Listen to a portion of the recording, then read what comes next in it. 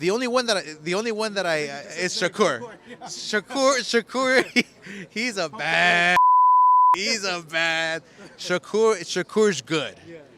He's actually really, really good.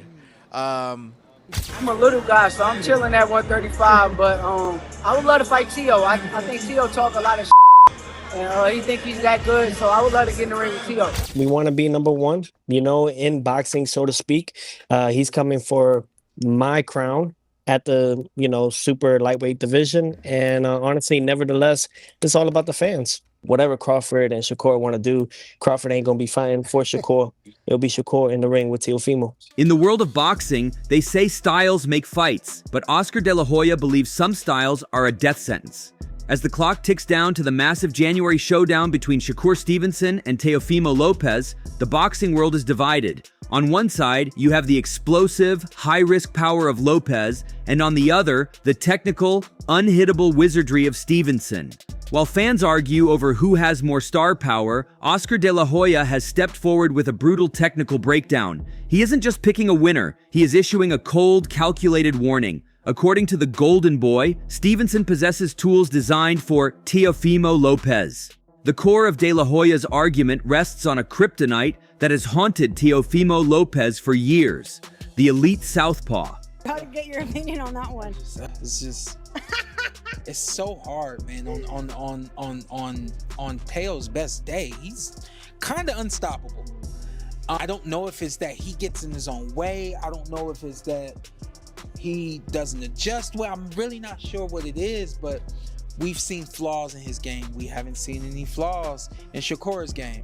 Everyone would say his offense is his flaw because he's not offensive enough and stuff like that. Just get out of here. The kid's beautiful. When he gets in the ring, beautiful. When he gets out of the ring, that smile don't change at all, And, so that being said, man, I think with Shakur, you got to be able to rough him up. You got to be able to get out of the way of what's coming after you rough him. And one thing that I really like about Teo is his explosiveness. He has the ability to just be on top of you and be unpredictable. If he's using that, it's gonna be a great fight. But at the moment, I would say 60-40 for Shakur. Okay. Oscar isn't just speculating. He's pointing to the scars on Teofimo's record. He looks directly at the struggles against Sandor Martin and Jermaine Ortiz, bouts where the takeover looked more like a man lost at sea. But Shakur Stevenson is not Sandor Martin. He is arguably the most advanced back foot technician in the sport today. To De La Hoya, the math is simple and devastating. If Teofimo couldn't solve a B-level southpaw, he has zero chance against a defensive savant who has never even broken a sweat in a professional ring. Telling him that all he does is run and this and that, but no, we've seen him fight hard. He's a great fighter. And in boxing, you're as good as your last fight. So once he comes back out, and I'm sure he's gonna want to get redemption on everybody, probably knock somebody out. So you're as good as your last fight. That's basically it. So Shakur, hold your head up high, and hey, you're a great fighter.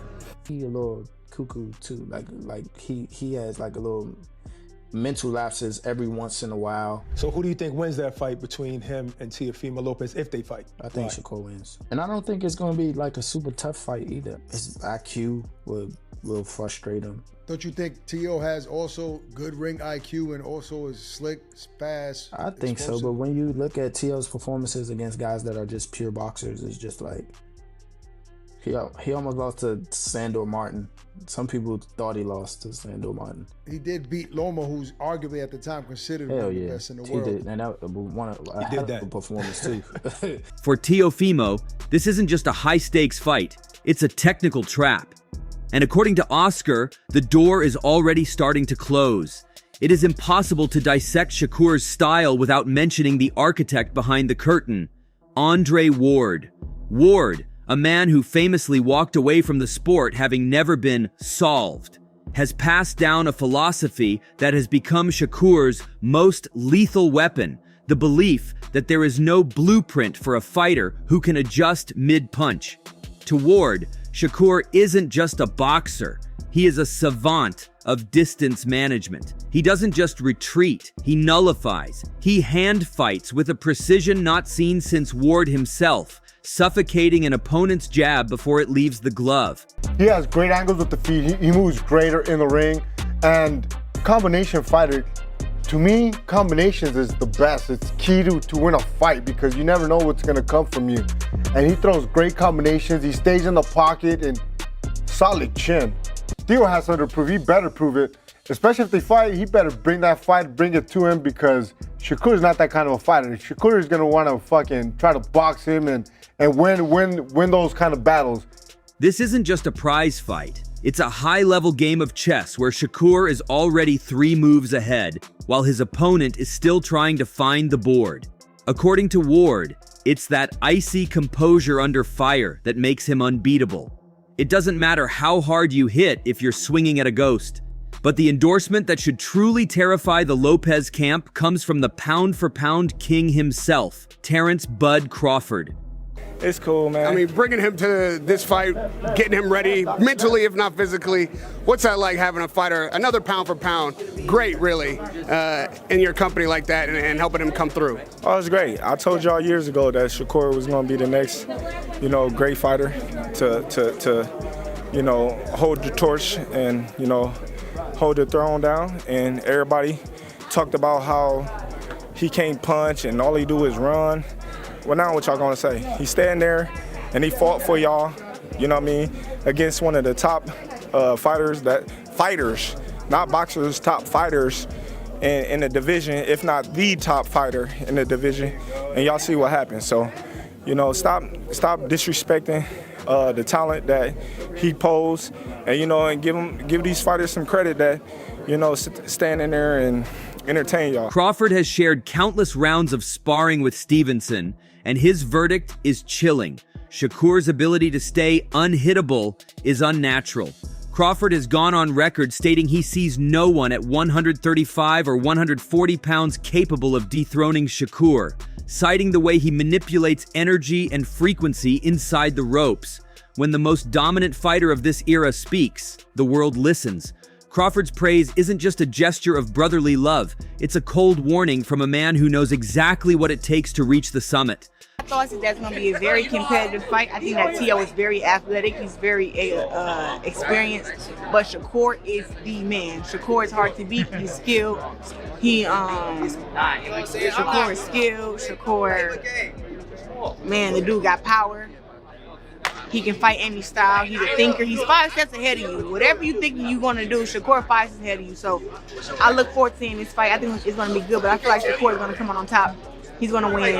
And hopefully Tio don't have his hands down and he get caught slipping because Shakur has been showing some power. I don't know. If you want to say like a Pernell Whitaker versus Sugar Ray winner type of deal. Like that's how I look at like, yeah, both athletic, both sharp, both really good on their defense, both just very explosive. Like it's one of them fights. Like you talking about Marvin Hagler, he used to come and get you. Like Shakur can do that. Now you don't know what he's gonna do for this fight. You don't know, but I know he's gonna do whatever he gotta do to win.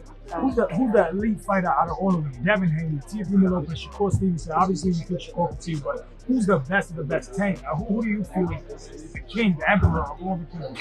Shakur. Sure. Yeah. I mean, I'm being honest with you. Like I've been knowing Shakur since he was like 15. We went to the Olympics together, and just to see how he. You know what I'm saying? Like, he has gotten so much. But with all this praise comes a tidal wave of criticism. Ryan Garcia has positioned himself as the self-appointed leader of the Shakur is Boring Club. To Garcia, Shakur's style isn't technical brilliance, it's a track meet. He famously claimed he'd rather go straight to bed than sit through another Stevenson performance, labeling the 3-division champ as arrogant and terrified to engage. Tio, earlier in the show, we discussed a quote from Terrence Crawford, who's been training with Shakur Stevenson. Obviously, they're good friends. And he said that, quote unquote, Shakur is going to beat the F out of Teofimo Lopez. I'm just quoting you there.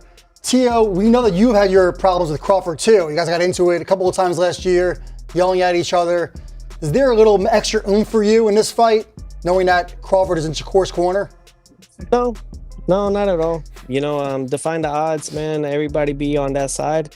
I think that they all have like some sort of group plan amongst each other. Even with Keyshawn Davis, they all think that they're gonna conquer boxing as friends. I don't think there's friends in this sport. I think Malik Scott would also agree to me on that part. I don't think this should be friends. This is a fight business. It's not about, hey, I want you to conquer this division, I'll conquer that division. We'll all be friends and we'll be champions. This is not the Klitschko brothers era.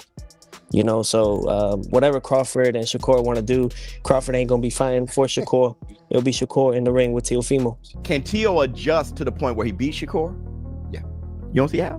Shakur hates slick and economic boxers. So does Teo. They both hate where each other are. Shakur looks great against volume punchers. De Los Santos sitting back and not being active, Shakur doesn't look good. That's when they say he's boring. The thing is, Teofimo Lopez is an excellent fighter. He beat Josh Taylor and Lomachenko. How did he beat Lomachenko? By being patient. Y'all sleeping on Teo. And it's at 140. Now, the thing what's wrong with Teo is, Teo also looks good as a counter puncher when you are a volume puncher too. Another thing is, Teo looks very great when he's dialed in. He fights more athletic than Shakur. Shakur fights far more technically sound, and he's a more gifted fighter skill-wise. I'm leaning towards Shakur, but Teo can win. This is the war of the boxing world. The purists who see a defensive genius, and the entertainers who see a fraud. Even Gervonta Tank Davis has joined the chorus, branding Shakur as overrated and claiming he lacks the offensive dog required to put away an elite opponent. Some of your 135 contemporaries have a lot to say these days. Shakur Stevenson, well, of course he's now 135 after all that stuff, and then Devin Haney. Right, so why people even talk like he the best at, he didn't even fight at 135 yet. Right. He didn't even have power at 126, 30 or none of that. He is good. Okay. How can you, all that's just okay. How can you stop people that can actually hit? No matter all that boxing, you going to get hit. What you gonna do when you get hit? Are you training for a knockout? Are you training to do something to not just beat Shakur, but to beat him in grand fashion? When I say grand fashion, I mean going for the knockout. Well, I think that the whole thing with the Bible of boxing really is that if you look for the knockout, you won't get it. I think really it's just all about setting the good pace early in the beginning rounds and then going from there, setting that tone. I think that I don't see him going those 12 rounds. This is his first time moving up to 140. A lot of these guys could say a lot of things about me not knocking them out or whatnot, but they don't come and try to fight me after they feel this power. So it's for a reason. It carries. It does carry. I mean, I had a good showing with Arnold Barboza. He was #1, my mandatory, and he didn't. He was too hesitant trying to commit to punches. So I think that it's just something that's going to be a rude awakening for Shakur. I'm sure there's a sense at one point or another where, he's getting pushed instead of me, or this. Is there some of that going on in this fight? No, a lot of people don't like me and what I do. I could care less though. I am who I am. I'm crooked like my smile.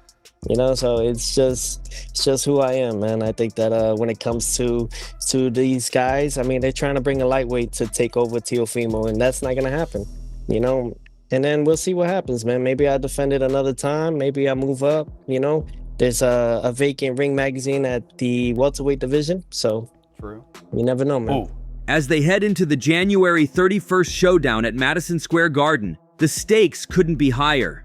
Shakur Stevenson is no longer just fighting for a 4th division title. He is fighting for his very identity. This is his moment to prove whether he is the national treasure Eddie Hearn claims him to be, or simply the most boring winner in the history of the sport. Oscar De La Hoya's most shocking observation focuses on Teofimo's mental consistency. He describes Teofimo as a front-runner, a fighter who is world-class when things are going his way, but who mentally collapses when he meets resistance. Oscar believes that Shakur's style is specifically designed to break the soul of a fighter like Teofimo. By making Teo miss by a mile in the early rounds, Shakur will force the Gordo personality out of Teofimo, the version that gets frustrated, throws wild hooks, and eventually gives up on the game plan. Oscar's prediction is grim. If it goes past round 8, Shakur walks him down. Shakur, he's probably one of the best guys to, you know, move his feet, be on defense, being hella patient and frustrating a fighter, bro. Like, so, I don't know. We've seen Teo get frustrated to the point where he's asking himself, do I still got it? You know what I'm saying? Yeah. We got to see what his mentality is going to be like come January 31st. Like, Shakur fights totally different. You got to be able to do some out-of-pocket stuff with Shakur. You got to throw while he's throwing. That's probably some of the only times that he's able to get hit. You know, only time he's open. So, yeah, other than that, bro, it's going to be a pretty tough night for Teofimo Lopez, but I feel like it's still going to be an exciting fight. The wild card in this entire breakdown is the weight. Shakur is moving up to 140 pounds to challenge for Teofimo's WBO and Ring Magazine titles. Critics argue that Shakur is too small and that Teofimo's mammoth physical strength will be too much. However, Oscar dismisses this entirely, claiming that IQ has no weight class. He argues that Shakur's speed and timing will actually be more effective at 140 because Teofimo has become bulkier and slower. Oscar sees this as a weight trap. Teofimo thinks he has the advantage because he's bigger, but in reality, he's just a larger target for Shakur's precision. De La Hoya isn't the only one making comparisons to the greats. Eddie Hearn recently stated that Shakur is as good as Floyd Mayweather, Sugar Ray Leonard, and Pernell Whitaker. Like Mayweather, Shakur uses the Philly shell and the shoulder roll to make trying to hit him the most frustrating experience in sports. He forces opponents to think critically in a situation where they just want to brawl. For a fighter like Teofimo, who relies on explosive bursts of energy, being forced into a slow, technical thinking match is the ultimate disadvantage. Man to my left, if he was from the UK, he would be what we call a national treasure. He would be a superstar. And he should be not just a superstar of boxing, but a superstar of American sport. He's 27 years of age. He's a 3-division world champion, and he's never broken sweat.